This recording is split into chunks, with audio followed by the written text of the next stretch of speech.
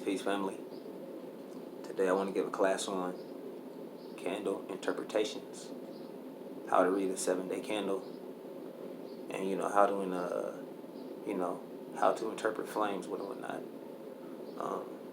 Everybody kind of does their interpretations a little bit differently, but starting with flame interpretations. Say you have a flame that's like hissing, that would signify that spirit is present and that they're trying to give you a message. Let's say that you have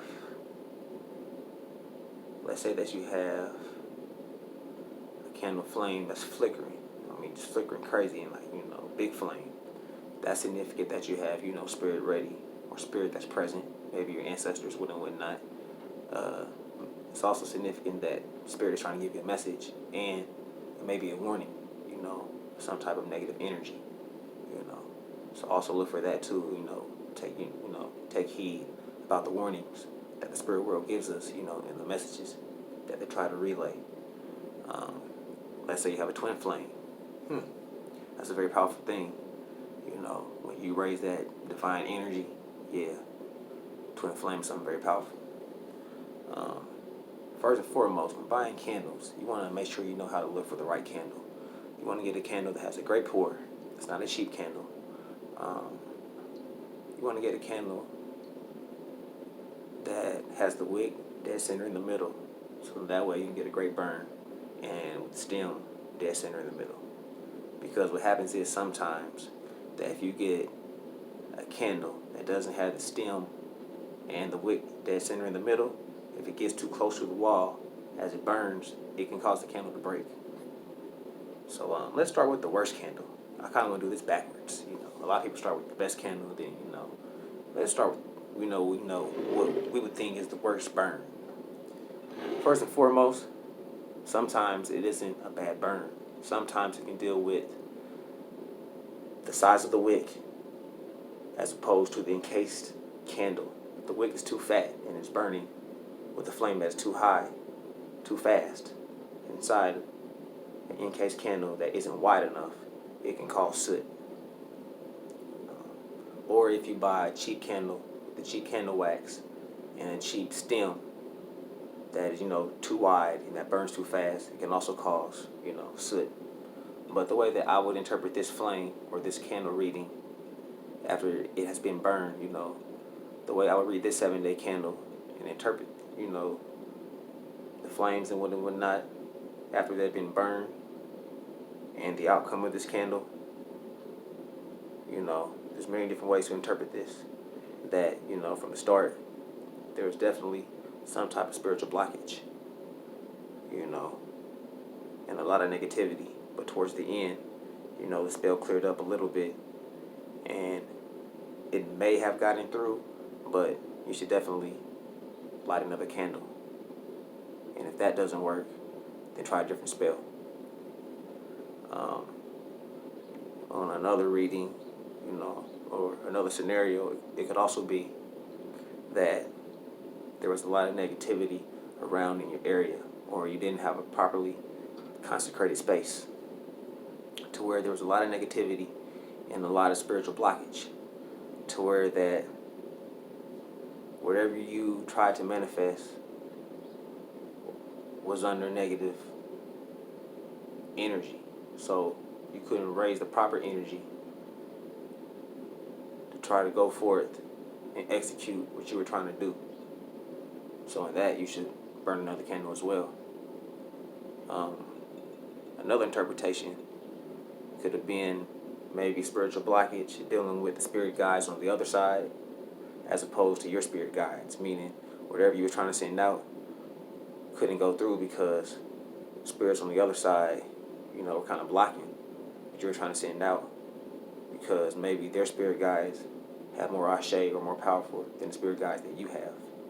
So in that, it's kind of one of the things that when you can't raise enough energy to do certain spells, or let's say you're trying to send something out and, the spirit guides on their side block it.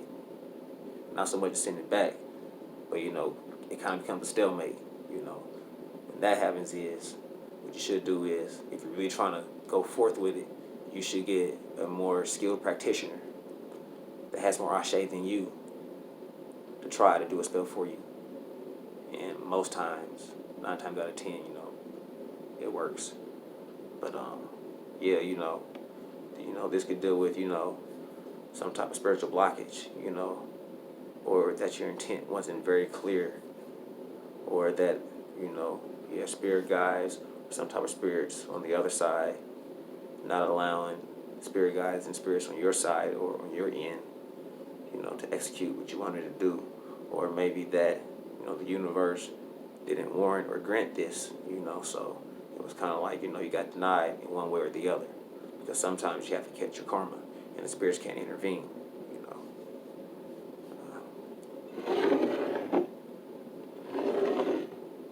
Dealing with this candle, this is pretty much a decent burn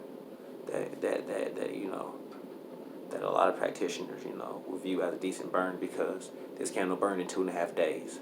Normally a candle burns in 3 to 4 days. When it burns in 2.5 days, a candle this size as opposed to a candle this size, that means is whatever you have petitioned, the spirits are going to work in your favor, and it's going to manifest quickly. But you can also see that there's a little bit of, not so much as soot, but a film at the top. Now what this film could represent is some type of spirits or spiritual blockage. Not so much as the first candle, but that there was some type of roadblock, or or spiritual interference, or something that wasn't clear at first, but then in the end cleared up. So it's going to manifest, it's going to go through, but as a follow-up, you should still light another candle.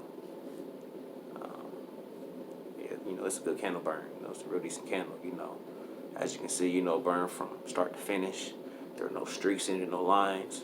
So when there are streaks or lines in it, that means that you have walls or barriers put up, and that from time to time your tent kind of changed, or your focus might have shifted, and that what you were trying to put out wasn't really clear. So it was kind of like a done deal to begin with.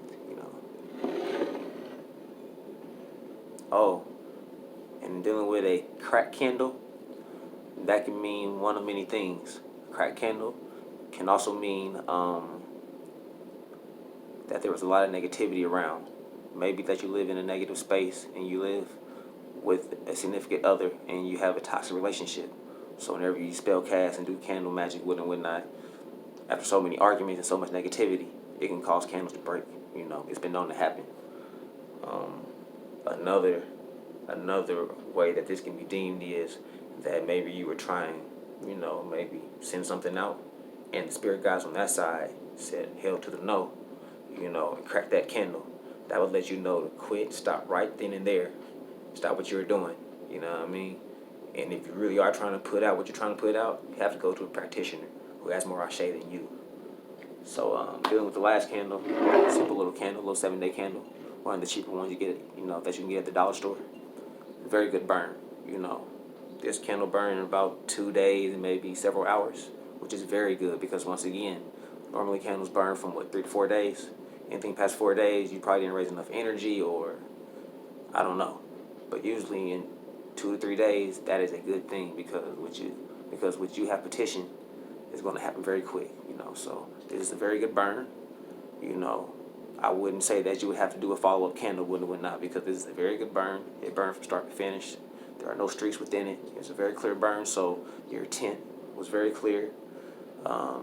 You raised enough energy, in order to cast a spell and to properly go about doing what you did, and it was definitely warranted by the universe.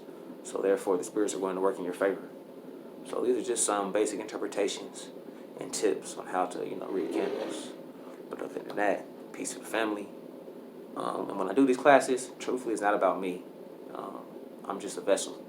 Truthfully, just to put out, good information and spread knowledge, because, knowledge is for everyone, but not everyone will receive it. Peace, family.